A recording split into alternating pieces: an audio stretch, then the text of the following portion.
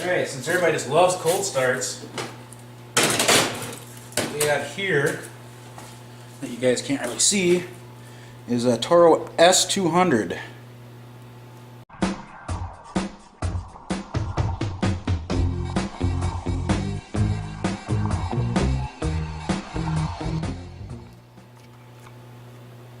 Hasn't been ran since I think October of last year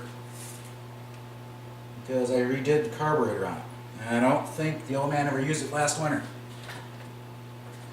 On. Give it a couple primes.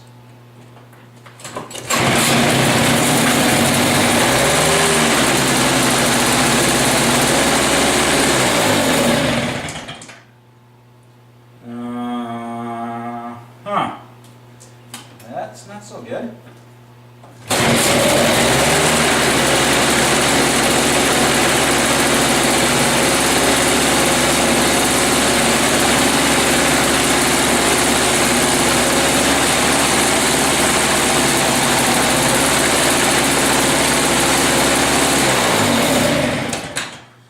Cool.